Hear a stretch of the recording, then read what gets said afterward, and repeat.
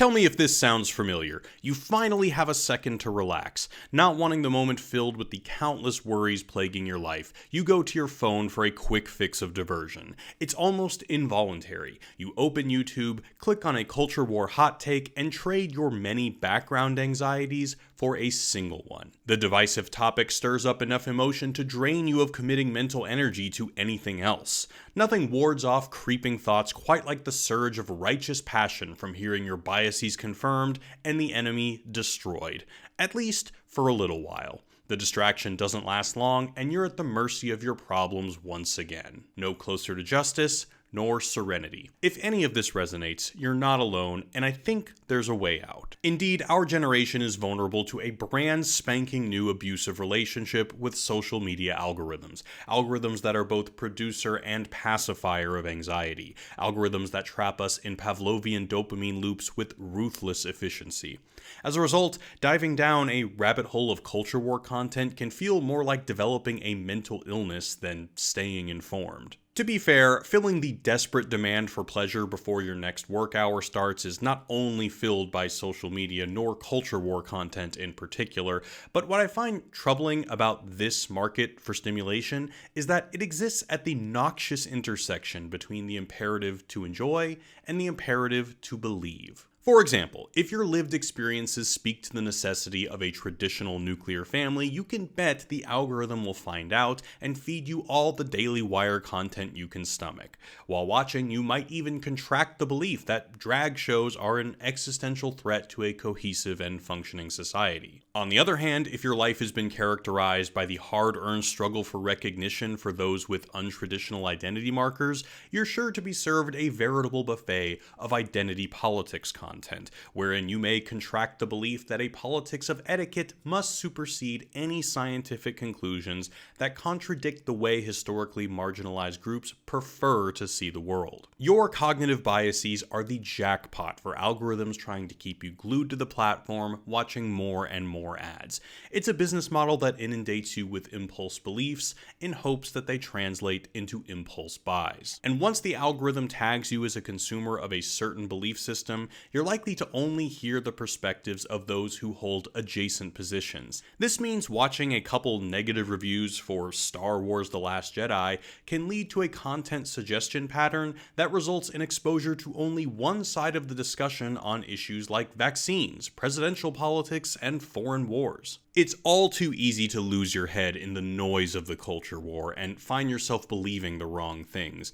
And to be clear, the algorithms aren't the only source of blame here. Content creators cynically market truth claims based on people's appetite to believe them, rather than those claims overlapping with reality. Now, this is nothing new. Mass media has always been in the business of selling belief. What makes the social media environment different is the sophistication with which these platforms can learn about us, target us, and exploit our quirks and vulnerabilities. Whereas in the print media era, ideologies were served to large swaths of the population, these days an algorithm can cater to the unique biases of an individual, making us more extreme and more divided. And unfortunately, it isn't nutritious content that challenges our beliefs and constructively posits the perspectives of others in hopes of generating more empathy that keeps people on the platform. It's the content that stokes our passions, confirms our ugliest biases, and serves us intoxicating helpings of self-righteousness. But before we can understand a way to remedy it, we have to understand why this is happening. And it would be a mistake to think we're being puppeteered by mustache-twirling tech execs in a race to realize an episode of Black Mirror. I think they're more opportunists willfully turning a blind eye to a cocktail of social phenomenon, which, inasmuch as I am able to tell, comprises of 1. Our sensory addictions, which have led to a cultural expectation of constant coddling and amelioration of any unease. This produces more triggers, more emotional instability, and more desperation for comfort. 2. The ideology of the day that transcends cultural left and right mandates, among other things, that we orient our lives toward the attainment of pleasure. If we do not enjoy, we do not have meaning. So chase that high, or else you're wasting your life. Third, a sense that there are no more great social experiments to undertake, so any injustice must be adjudicated within the realm of culture. So if you identify an injustice, factions must be formed and shame must be weaponized so that the march towards justice can continue unimpeded. Fourth, a fractured self lost in hyperreality. With our many social media existences, an image of ourselves must be curated and manicured for optimal success and safety. Every platform is an imperative to profess your piety to certain political positions and accumulate social capital by pandering to public opinion. And fifth, the proliferation of cheap and easily produced content makes it all too easy to fulfill any niche imaginable, creating a market for every opinion. These five phenomena coalesce into an algorithmic strategy to keep people watching, believing, and buying. But what good is knowing this? I mean, just because we possibly understand our situation doesn't mean that we can transcend it. So how can we hope to lift ourselves out of the cycle of outrage and sensory addiction that leads to our beliefs being ragdolled? How can we remain vigilant about evaluating our convictions? I recently found quite a bit of inspiration in a concept I learned about in this book, Metamodernism by Jason Storm, called Zeticism. A kind of bong hit for truth seekers. According to Storm, a zetetic is a kind of intellectual agnostic who, while seeking greater truths, is always wary of falsehoods.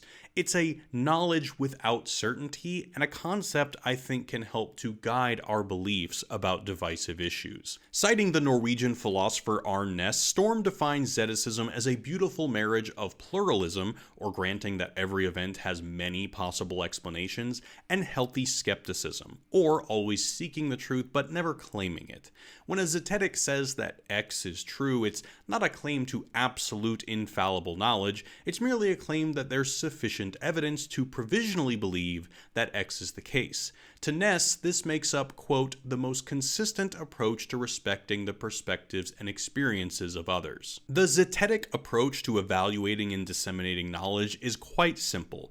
Quote, a person can be justified in asserting that they know X if there is not a significant chance that they are wrong, having evaluated sufficient evidence before making a truth claim. What counts as significant is directly tied to the practical consequences of being wrong. Which basically means giving yourself the freedom to believe things less ardently when you haven't evaluated the claim yourself, and critically if there aren't potentially big consequences to being wrong or abstaining. If there are significant consequences to being wrong, the burden of proof and the necessity to research it increases. For example, a zetetic thinker can confidently say that they know the Earth is round because, after reviewing the evidence, it's apparent that thousands of years of documented science isn't a conspiracy. Now, they would responsibly admit to the remotest possibility that they could be wrong because no knowledge is absolute. But since the consequences of adopting a different model would mean all functioning bridges would need to be rebuilt, they can remain confident that this is something they know, since, bridges work. On the other hand, if, for example, someone is making the claim that the woke movement is the direct outgrowth of a handful of French intellectuals from the 60s plus Marx, it's probably okay to abstain from believing this strongly based solely on someone else's opinion, since the impact of being wrong is negligible. All the philosophers are dead, and I hope we'd agree that philosophy departments should continue teaching ideas that you or I might disagree with. I mean, hell, there are some passages of Nietzsche that are Nazi-rific, and yet his teaching as part of the Western canon remains uncontroversial. So, investigate it for yourself if you have time. If not, it's probably not something worth believing so passionately that it ruins a family Thanksgiving. Zeticism is a check against overconfidence in what you believe to be true. It's ideal for a social media landscape that assaults you with epistemic overconfidence in hopes that impulse beliefs translate into impulse purchases. It's a call to not let politics, or worse, algorithms, determine how you evaluate what is good knowledge and what is bad knowledge. Brief aside, I once introduced this concept to a friend of mine, and he kind of just gave me this defeated look and said, one would think that any serious thinker would always have this disposition of humility towards knowledge. But here we are. Look, We all have biases. We're all thrown into circumstances we didn't choose, and those conditions will have their way with us, no matter how much we want to think that we can will ourselves to objectivity. In a time where we have devices in our pockets, at our jobs, and in our homes that puppeteer our most vulnerable impulses, we need radical humility. If we're not wrong about things every now and then there's a good chance we're probably not that hungry for the truth. If you're curious and you're serious, you're gonna make mistakes. You're gonna get misled. You're gonna take a wrong turn. God knows I have. It's all too easy to just download values that are eagerly presented to you on a silver platter by the powers that be. It takes years to investigate knowledge yourself, but you should do it anyway. Otherwise, you're liable to adopt ideas based on aesthetics or whatever is most politically expedient. In a time where both good knowledge and bad knowledge are more conveniently accessed than they ever have been, it would be bizarre to expect that someone could magically always come to the right conclusions. This also means we need radical forgiveness. Even if somebody comes to agree with your position after a long time struggling with ideas, we should be grateful that they came to it out of authentic consideration and not be upset that they didn't just immediately follow someone else's opinion. That kind of shame only makes people want to double down on their mistakes. Truth-seeking is a minefield for everyone. But at the same time, we have to accept that relentless questioning of any and all authority isn't productive either. We don't have to investigate the validity of every truth claim. I really don't need to investigate the specifics of how the power works in my apartment. I'm relatively comfortable outsourcing that expertise to others and uncritically accepting the word of my landlord.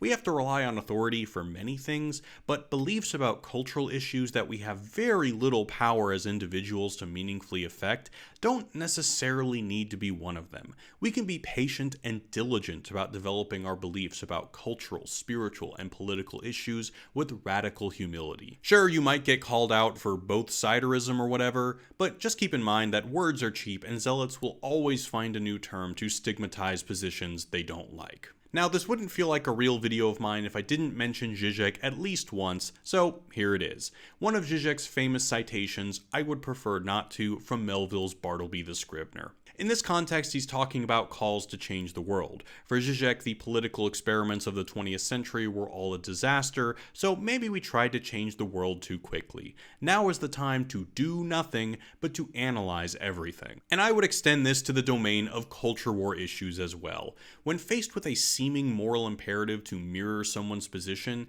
just know that you have the option to say, "I would prefer not to." Next time someone expects you to form an opinion on something that you know nothing about, with the implicit suggestion that your affiliation with their tribe depends on it, just know you can say, "I would prefer not to."